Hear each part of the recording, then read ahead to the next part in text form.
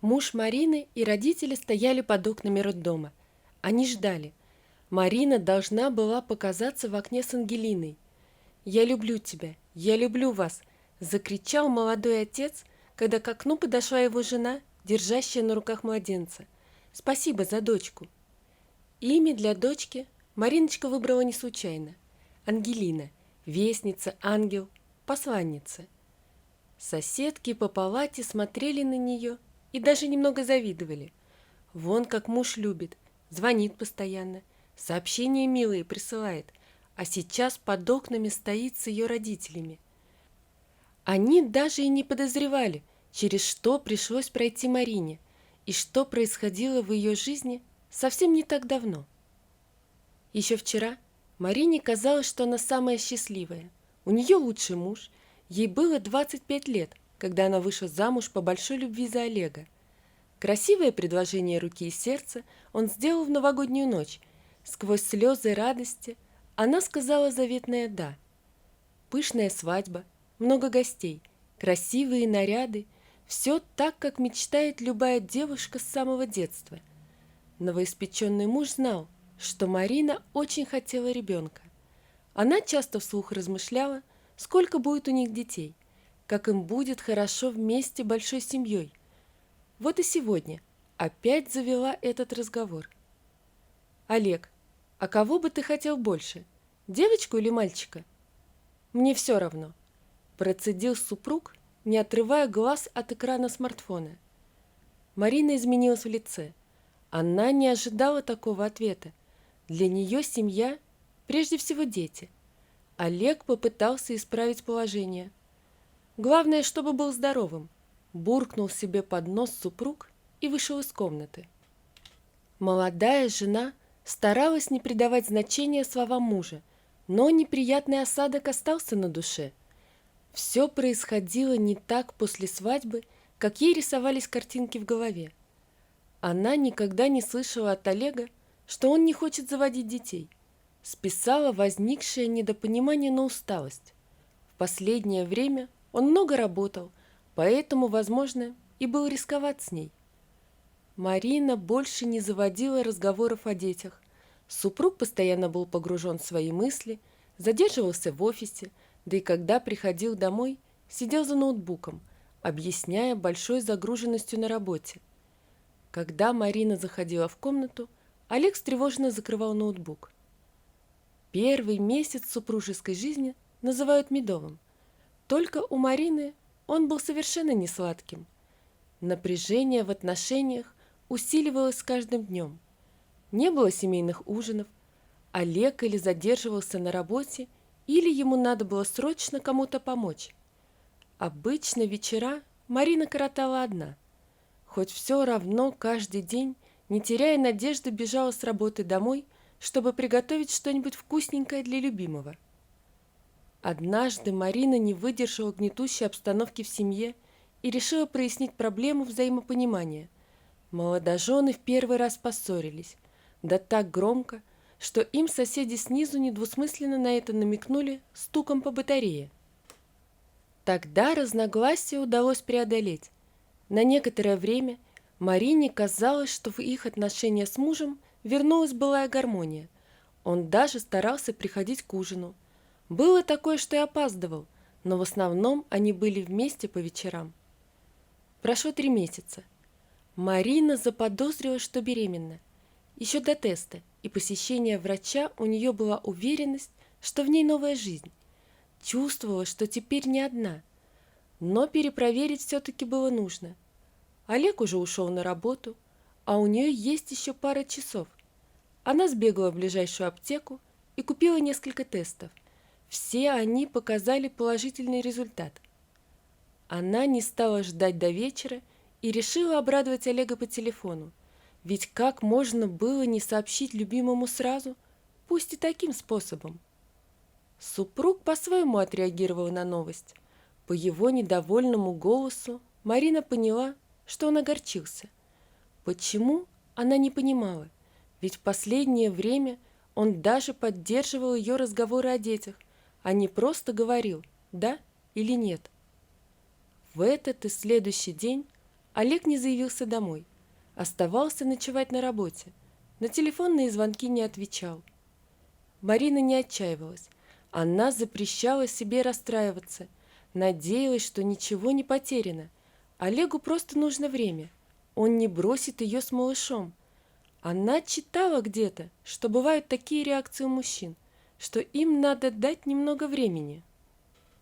А пока сходила на УЗИ, подтвердила свои догадки. Срок 5 недель. Как и предполагала Марина, муж вернулся. Извинялся, плакал, просил прощения, говорил, что испугался, уверял, что все будет отлично, и они заживут счастливо. Марина поверила. Она очень любила его. Олег стойко переносил первые месяцы раннего токсикоза жены. Обострившийся нюх и постоянная тошнота вызвали у Марины отвращение к еде. Она не могла не только готовить, но и кушать. Даже вода долго не задерживалась. Супруг сам готовил, кушал, когда жены не было дома, убирался в квартире, стирал и гладил одежду. На работе она перешла на сокращенный день.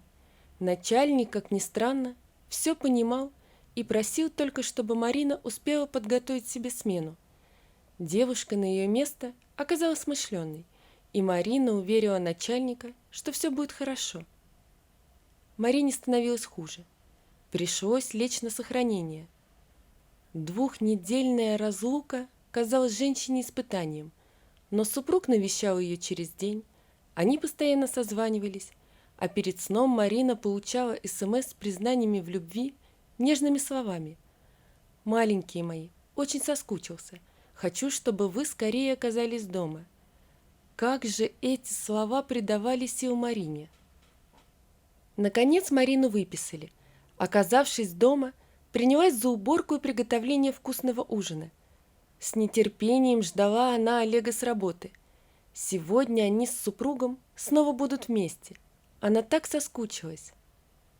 Любимый вернулся недовольным. С порога Марина поняла, что это не тот человек, который 2 недели звонил и писал ей, приходил навещать. Что-то в нем изменилось, и это ее немного пугало. А может, она просто так реагирует из-за гормонов? Успокаивала себя Марина, пока накрывала на стол. После того, как Олег остался сытый, он начал куда-то собираться. «Ты куда?» – спросила Марина. «Гулять», – сухо ответил он. «Меня с собой не позовешь?» «Нет».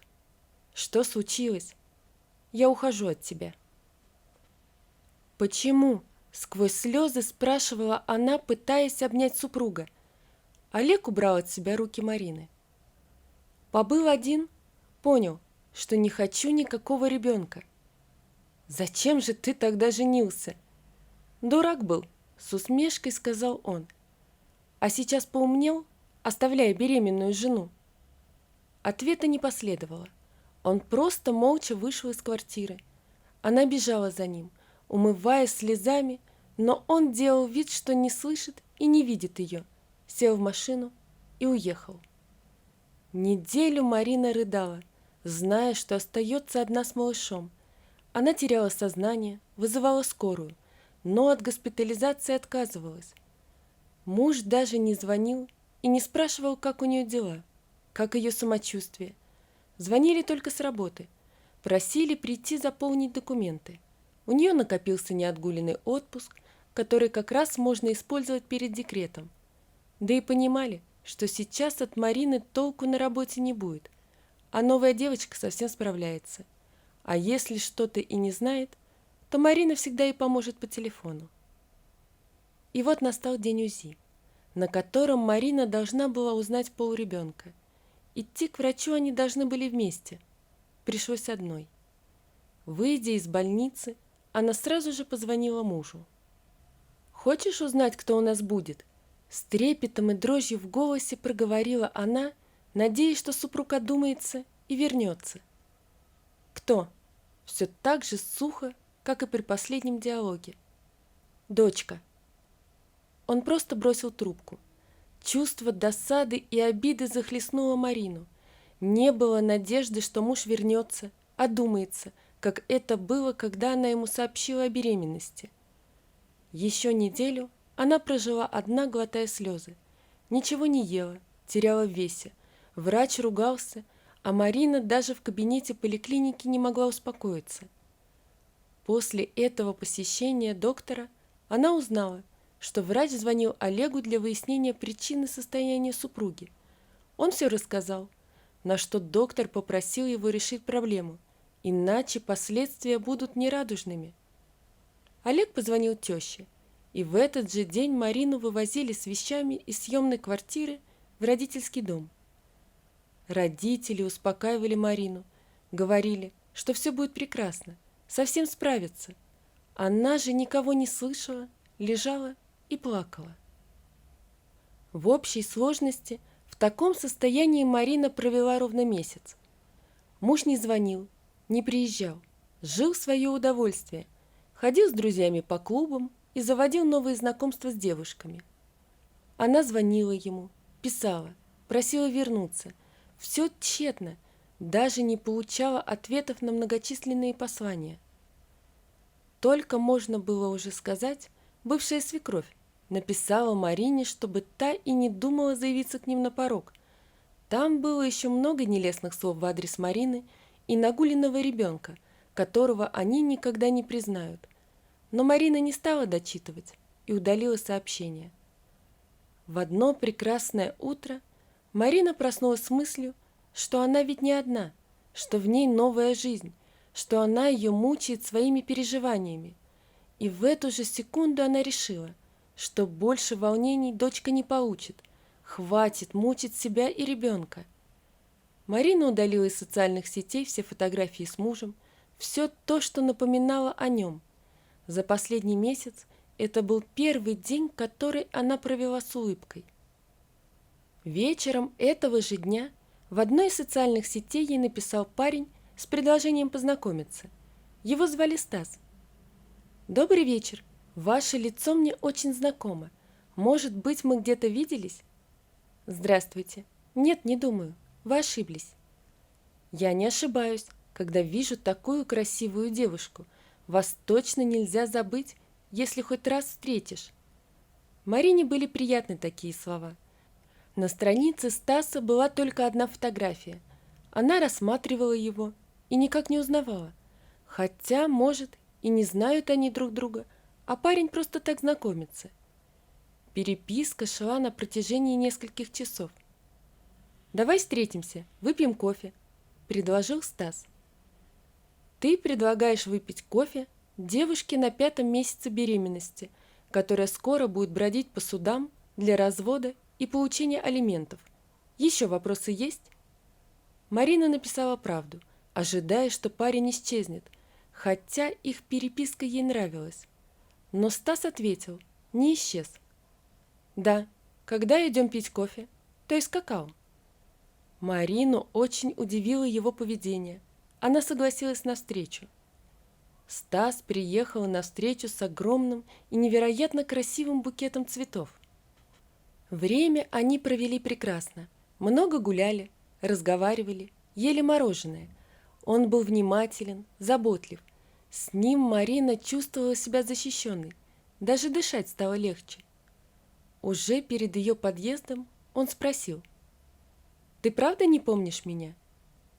«А что, это был не способ просто познакомиться в интернете?» Стас рассмеялся. «Ну ладно, дам тебе подсказку». Он взъерошил волосы, немного оттопырил уши. «А еще представь, что на мне очки и серый потрепанный пиджак». И тут Марина поняла. Стас учился с ней в одной школе, только на класс выше. Когда она была в 8 классе, то предложил ей встречаться, но Марина вежливо отказала. Тогда он правда выглядел смешно.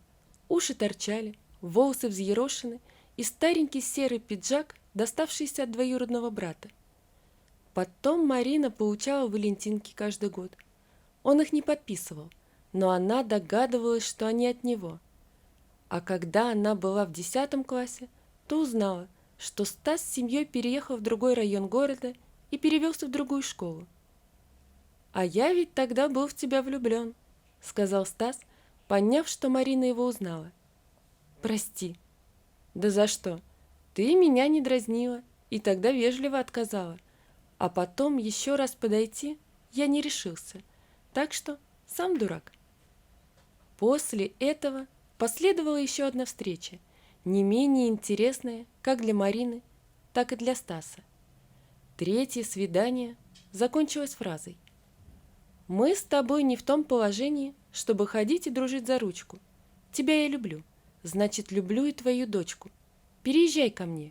И протянул ключи от квартиры. На следующий день Марина села в машину с вещами и приехала к нему. Родители не были против, хоть раньше бы и сказали, что это слишком быстро. А теперь нет, ведь с Олегом Марина встречалась 3 года. И к чему это привело? Развод с Олегом не заставил себя ждать. Марина, к его радости, отказалась от алиментов. Дочку она рожала человеку, который был с ней всего несколько месяцев. Но Стас стоял под окнами роддома вместе с родными Марины. Когда она родила малышку, он плакал и благодарил любимую женщину. Сейчас Ангелине 6 лет, а ее брату Славику 3 года. И эта семья самая счастливая. Марина осталась очень благодарна, что бывший муж ее тогда бросил, потому что он уступил место настоящему мужчине, Стасу, который их любит и оберегает. Вот такая история, друзья. Напишите, пожалуйста, что вы думаете об этой истории. Не забудьте подписаться на канал и поставить лайк. Всего вам доброго. До свидания.